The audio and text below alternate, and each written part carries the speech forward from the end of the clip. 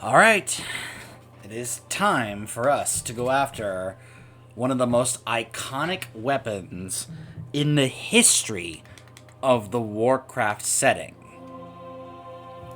We will prevail. The Ashbringer.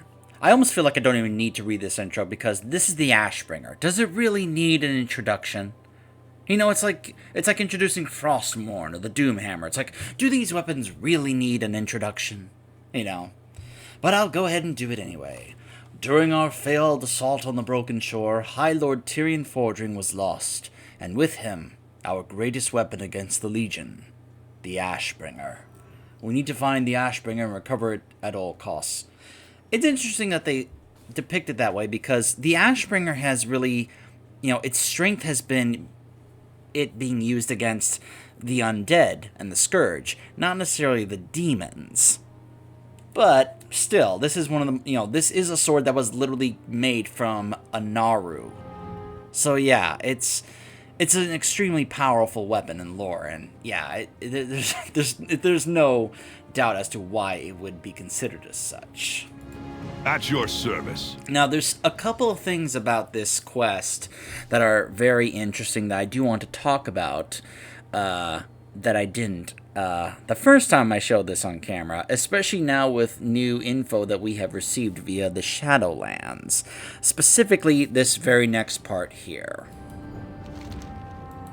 So, High Lord Tyrion may be gone, but the Ashbringer is still out there somewhere. Its power would devastate the Legion. We must find it. I wish it were as simple as returning to where Tyrion fell, but it could be anywhere on that infernal landscape by now. I believe that an old friend could help us find the blade. I ask that you place your faith in me and journey to Uther's tomb in the Plaguelands. We will seek answers there.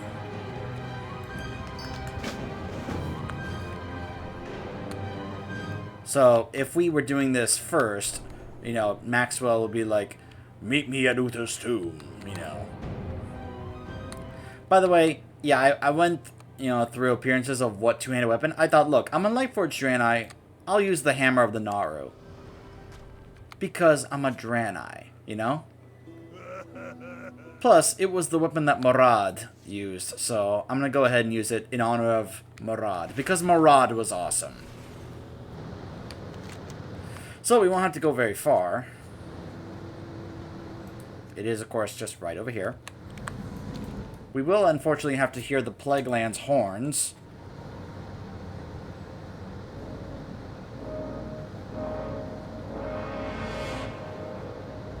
There they are on cue.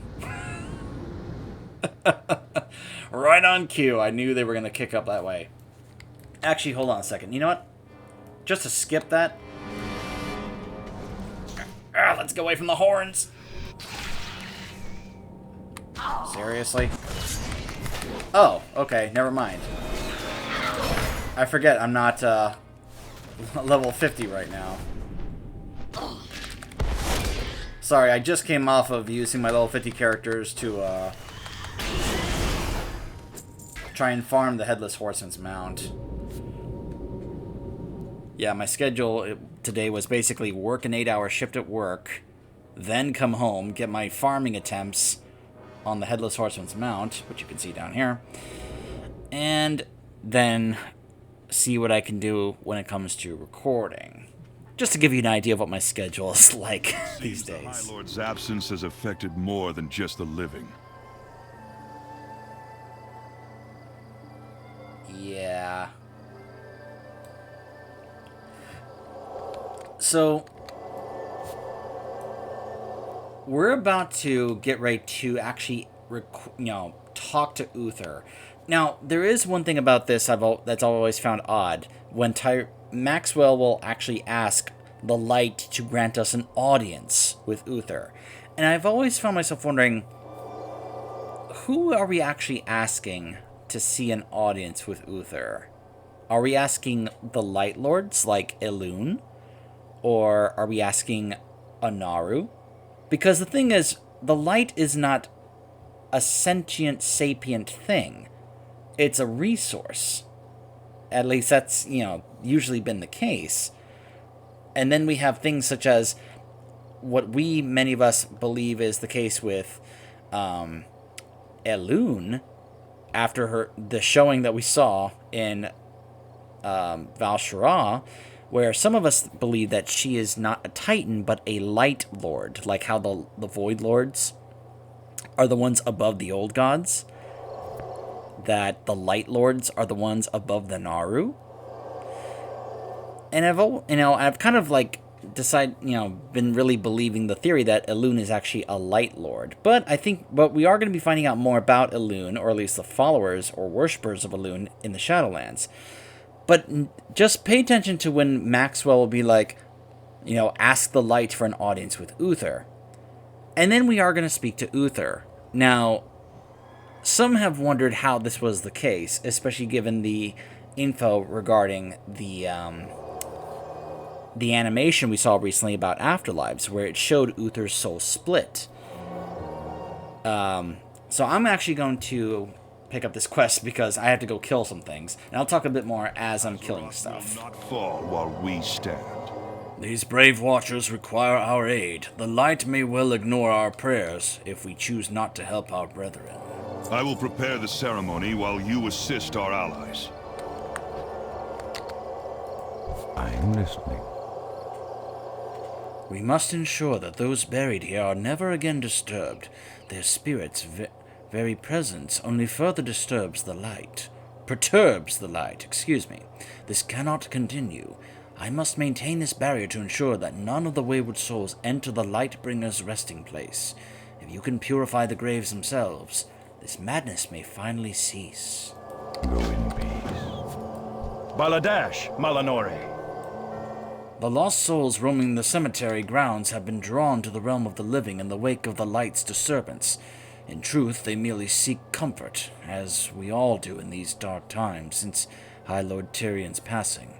However, their unrest threatens the very sanctity of the tomb that we have sworn to protect. If we are to restore peace here, then they must be exorcised. The reckoning is at hand. So, yeah. This, in fact, may take a little longer because of the other players here.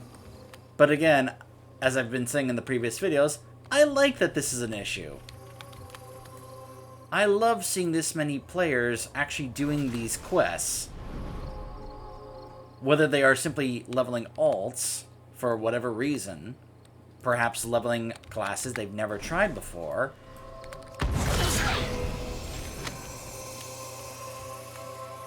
or they are getting to experience this for the first time.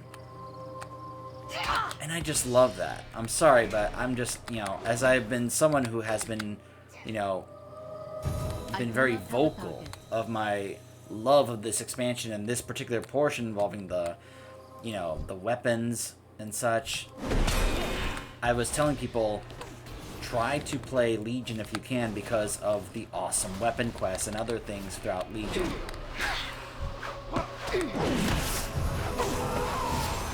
One. Boom.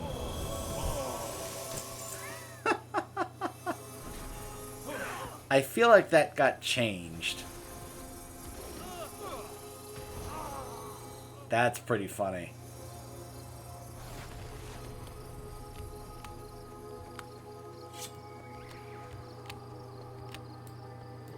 I must get closer.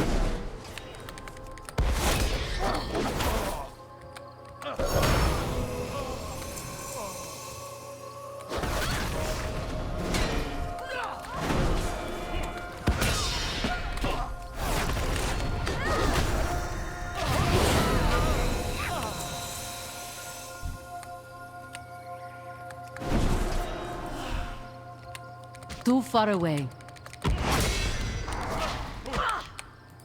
Divine Storm!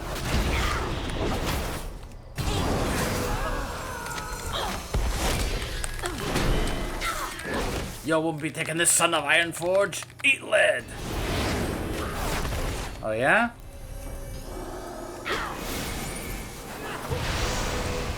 I require a target. Thank you.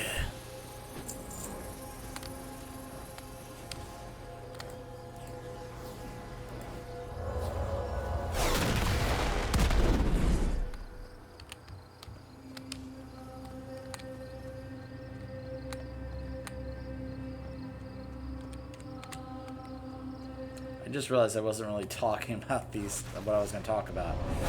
So, some have wondered about who exactly we're talking to. So, the way I follow it is, we saw that half of Uther's soul went to Bastion, and then half of it went to Frostmourne.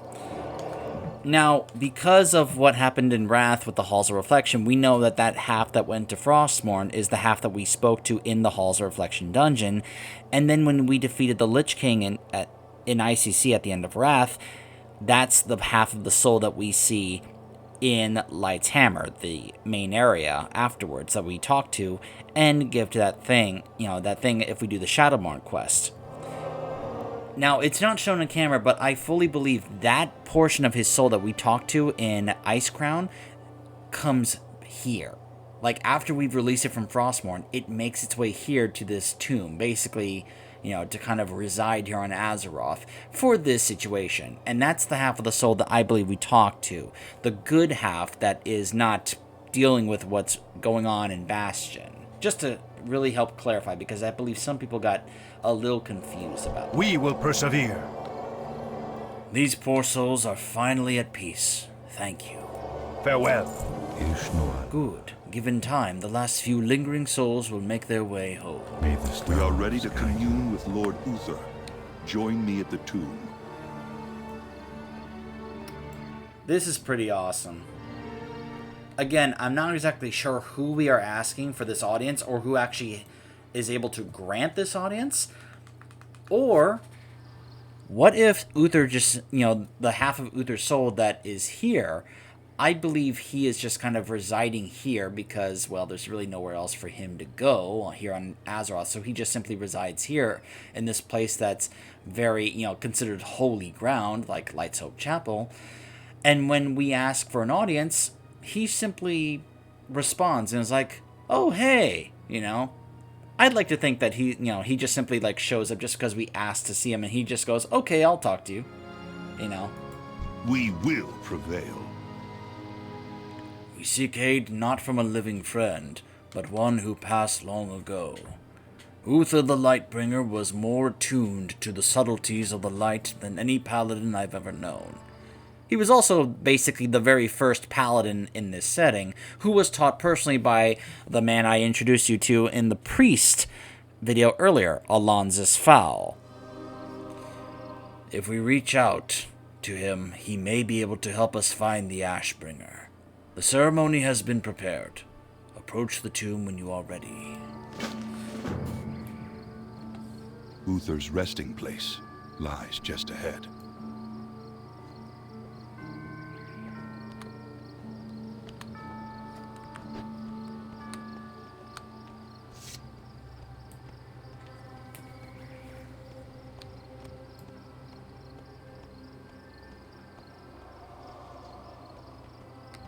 Begin when you are ready.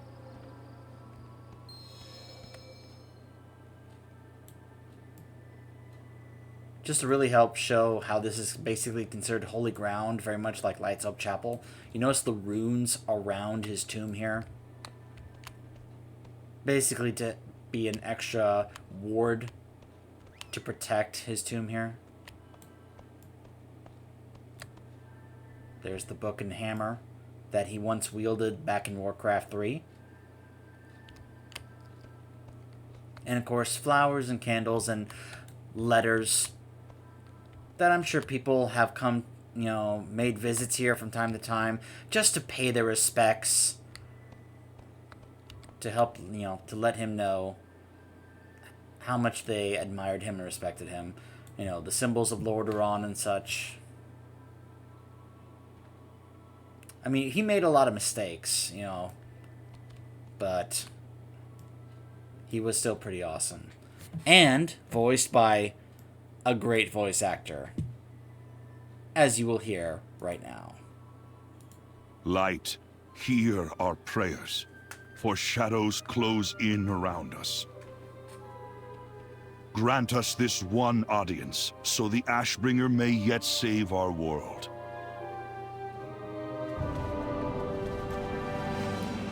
Maxwell, my old friend, it's been too long.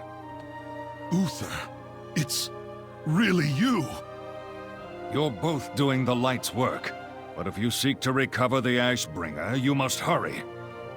Do you know where it is, Uther? We risk everything if we return to that place. I can feel the Ashbringer calling out from an island that lies close to the tomb of the Evil One. And the blade is not alone. Tyrion still lives, but his light is fading. You must move swiftly, or he will perish. That is all I can tell you. Good luck, friends. Walk always in the light. Uther, wait! I have more to ask you! Uther! Poor Maxwell. Got to see his friend after so long, and he didn't get to have a chance to truly, catch up with him or talk with him or anything. We'll dismiss Kiyut for now. You okay, Maxwell?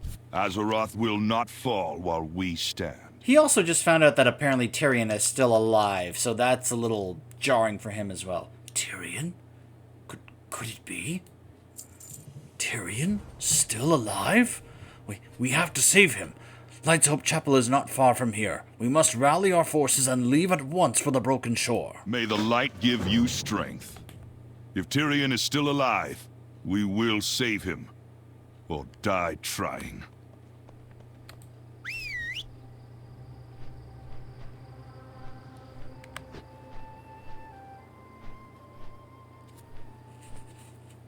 It's basically a flight master that's gonna take me straight to Uther's tomb. Oh hey, look, there's Sholomance. How funny that Sholomance is, a place like this is extremely close to Uther's tomb, It's just kind of funny. Like the close, vicinity between a place about necromancy and a holy ground place like Uther's tomb, Now this is funny. You can still see Acheris in the background. Now, of course it's still in the background there because, the Death Knight starter zone is still there. It has to stay there for the purposes of the people going through the Death Knight starter zone. But of course, remember, in lore, at this point in time, it's already left here and has traveled to the Broken Shore to be the Death Knight Order Hall. But it's always just funny coming here and you see it up there when you think, should it still be there? And you go, wait, yeah, it actually is supposed to be there, sometimes you just wonder if they consider doing some extra layering or phasing to make it not appear there, even though we know it's actually still there for the Death Knight players. But, because, hey, they are still doing their own variation of this place anyway as well, because, well, they're, this is part of the starting area for the Death Knights. But anyways, so you can see now we have quite a few forces here getting ready to, let me point this out. We're all the way over here. We're about to now make a trip all the way back here. By the way, what's this big mass of land here? Don't mind that. It's just called Tyrus. It's not important. At your service. We're ready to depart when you are. Tyrion is fading away on that infernal shore, and the Ashbringer is with him. We must not waste another moment. Give the word, and we will set off. We're ready when you are. Sure, let's go! You brave souls have been chosen to strike into the depths of hell itself to rescue High Lord Tyrion. This is your last chance to turn back. Ready yourselves, men. The Broken Shore awaits. We leave on our champion's command. Guys, I'm already gone. Come on, let's go.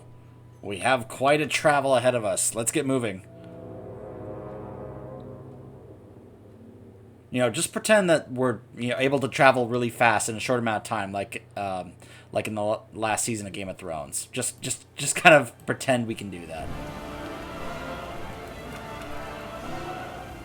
So we've got an army of paladins here. We got this. For us are all that stand between us and the Ashbringer.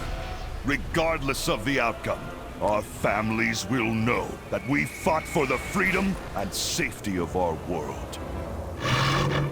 We move on our champion's command. Argent Crusade! I am out of range. Charge! But guys, come on, let's go. Such arrogance must be punished.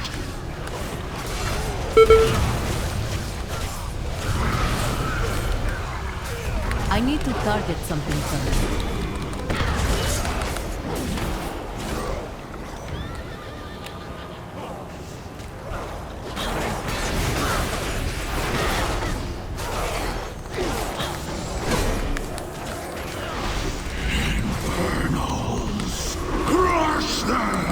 I must get closer. Okay,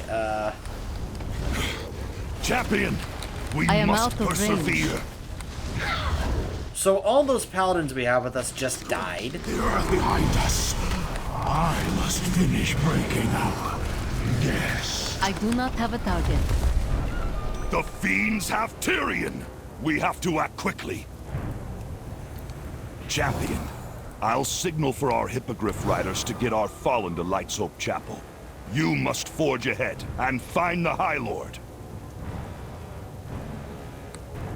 So yeah, remember what I've been saying in other videos about how a lot of people die in Legion? I mean, I know that those were just kind of like generic, faceless, nameless paladins, but it just goes to show how we're supposed to have this big force of paladins show up here, and like that, it's just me and Maxwell left.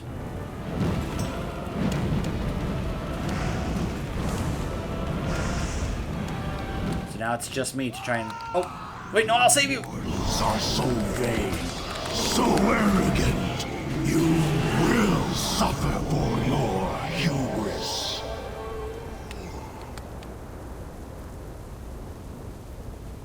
Stormwind soldiers. Don't worry, I'll save you!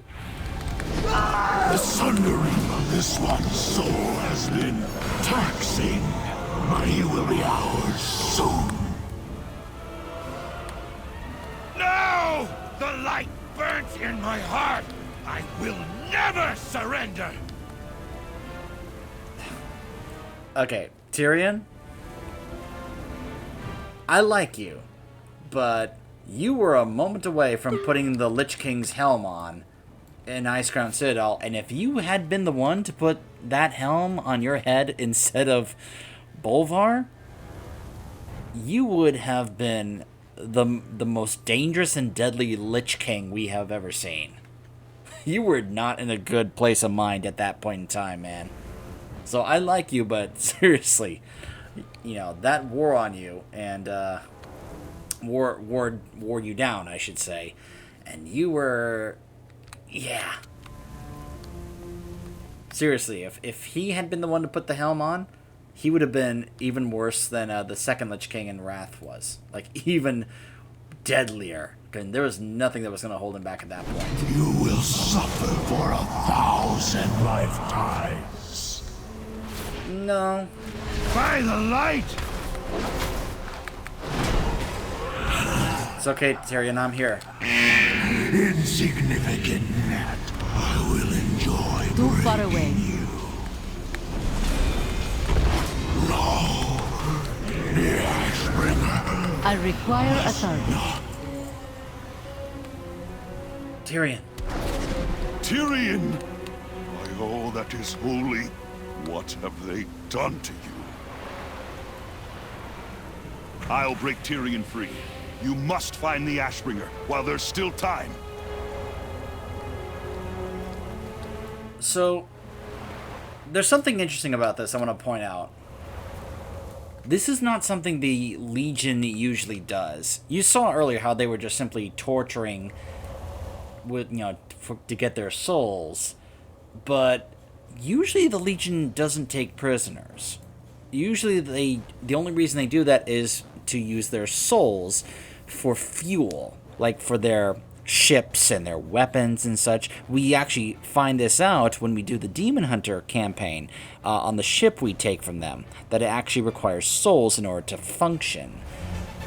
So the only time they ever actually take people prisoners is simply to use as a fuel source. And yet here they've taken people prisoner, including Tyrion, and are just simply torturing them, not necessarily for information, though. Just because. So why would they do that when they don't normally do something like that?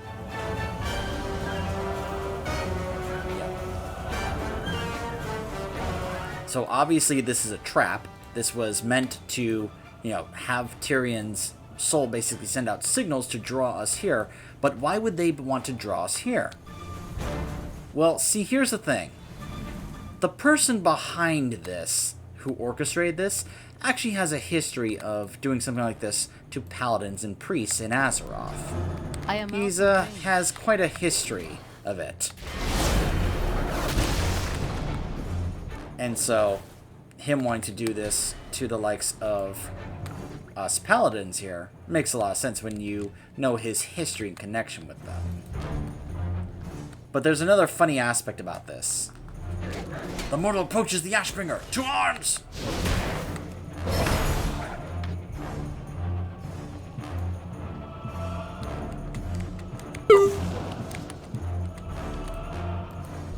I must get closer.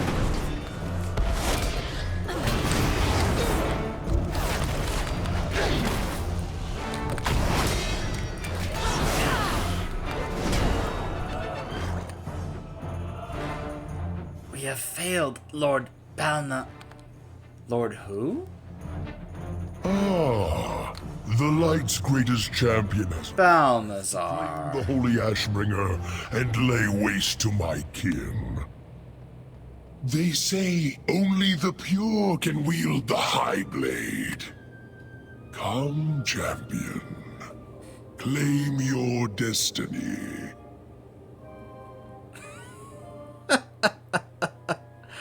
So, here's something hilarious about this. There's a couple different things about this.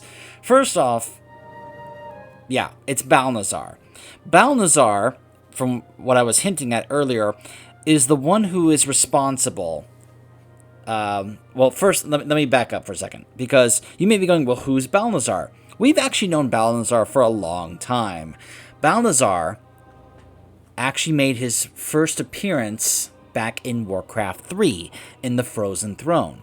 So when we start the Undead campaign in the Frozen Throne expansion, there are 3 Dreadlords we encounter in Lordaeron when King Arthas returns. Varamothras, Deathrock, who we meet in the Rogue, campaign. By the way, I shouldn't have to, inform you who Varamothras is.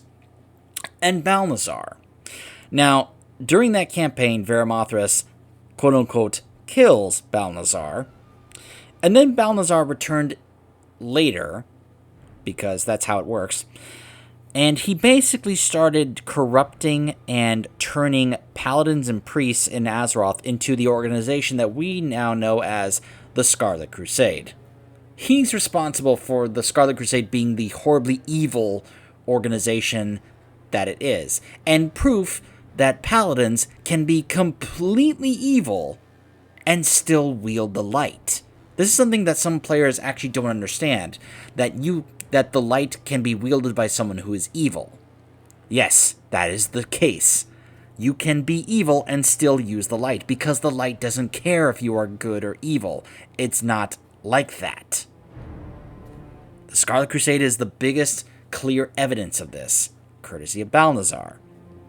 Now, we actually defeated Balnazar back in Vanilla in, of course, the Stratholme dungeon.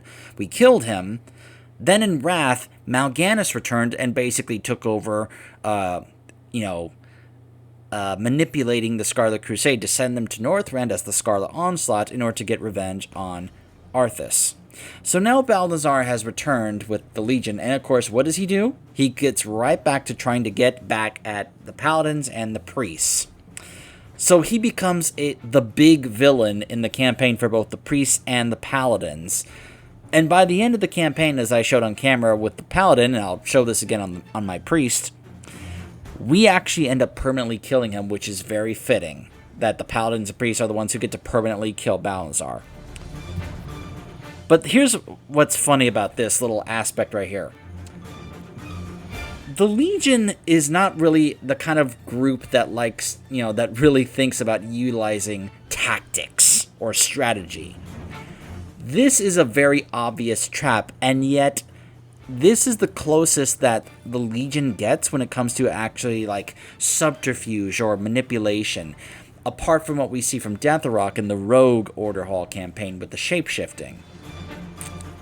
But he's, he basically just was like, he planted the Ashbringer into the ground there and was like, hey, the sword's right here. You gonna pick it up? You want to pick up the sword? It's right there. You can just walk right up and pick it up. Are you gonna do it?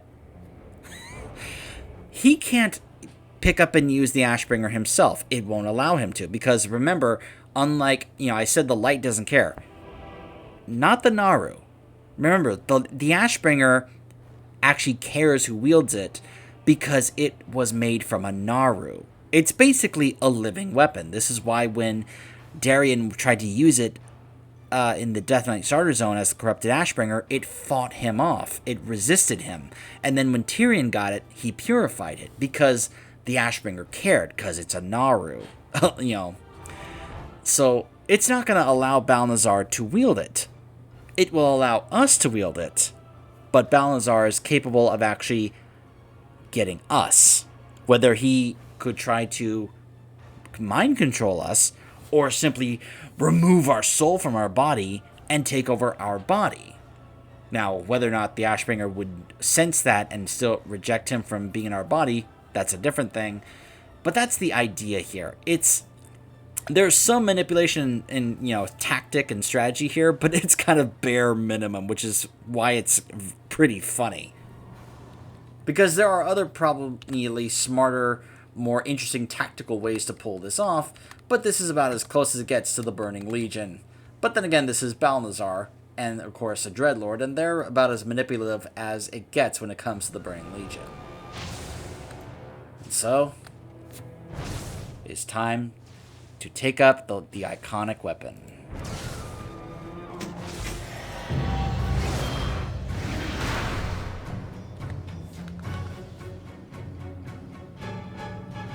Now here's an awesome sequence.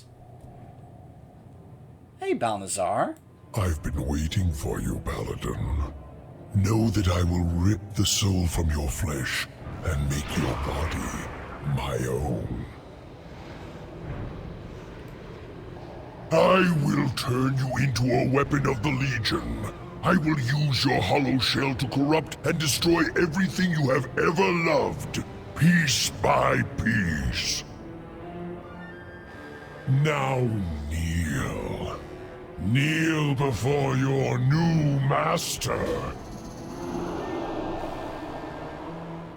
Give me the strength to shatter these bonds. That is a wonderful callback to Icecrown. Light, grant me one final blessing. Give me the strength to shatter these bonds. Call upon the power of the Ashbringer to break free from Balnazzar's control. You cannot fight my will. You are mine. Very well. Too This far will away. be a fine test. Know that I am Balnazzar. Know that you are but a pawn in plans beyond your reckoning.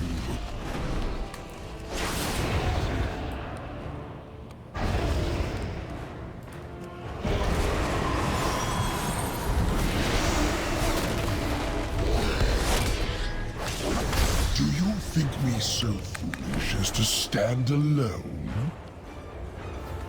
Burn everything, my pets.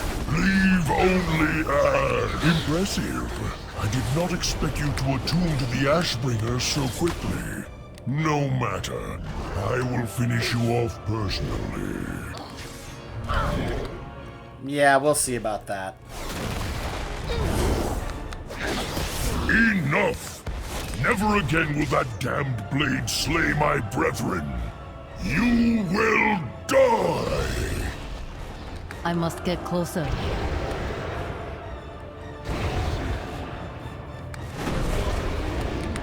You think this is over, Paladin? Our journey together has just begun. You must come quickly. Tyrion called for you by name. I fear he does not have long for this world. Hurry! I'm sorry. He said Tyrion called for us by name. What's funny about that is that they never call us by our actual names in the voice acting in this game. They only ever call us hero or champion. So when he says he called for you by name, just imagine Tyrion going, Champion! Champion, where are you? Champion! Champion! I just thought the idea of that was kind of funny. But yeah. I liked some of the lines from Balazar, like... Quickly! The High Lord is just outside the temple. Alright, Max, I'm coming. Where he's like, never again will that damned blade slay my brethren. Yeah, it's had kind of a history of that.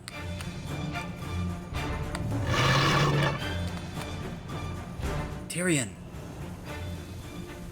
Come closer. You must wield the blade. You must stop the Legion. You must become the Ashbringer. I will, Tyrion. I won't let you down. You will be missed, brother. Goodbye, Tyrion. We must go to Light's Hope Chapel at once. High Lord Fordring deserves to be put to rest among the ancient heroes of the light buried there.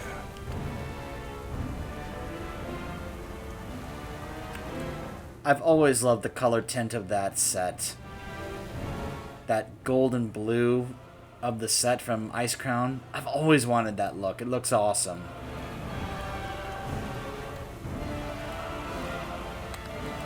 We will. So yeah, you can see now why doing this first makes sense, because now we go back to Light's Hope and have a funeral for him, now that we know for a fact he is now in fact dead. I owe you my life, Iruna. We all do.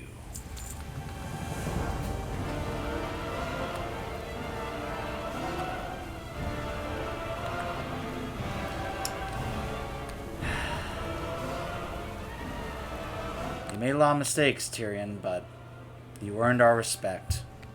You will be missed. So you can see now one of the reasons why, you know, Tyrion literally passes on the mantle to you. He asks you to take up the blade and to become the Ashbringer. And then Max has you take up the mantle of High Lord in his place. And it's awesome. I'm sorry. I love gushing about this, the Paladin Order Hall and how they did this. I loved how they handled this. It was awesome.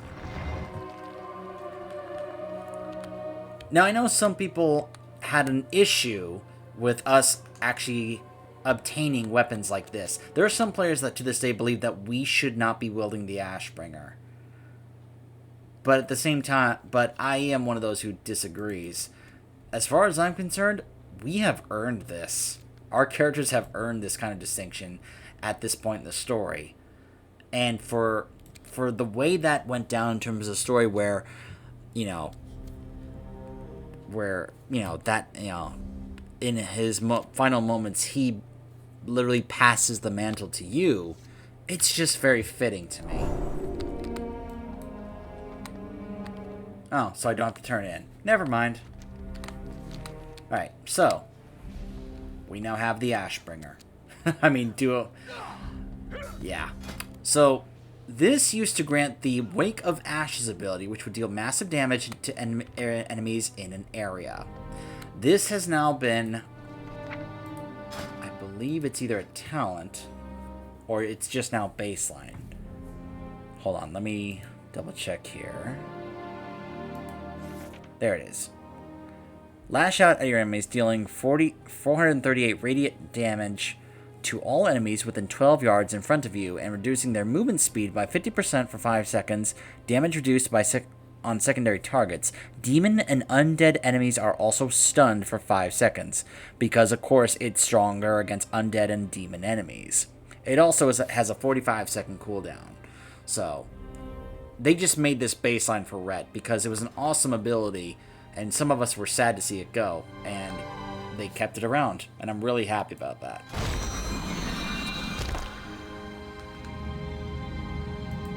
So, appearances for the Ashbringer.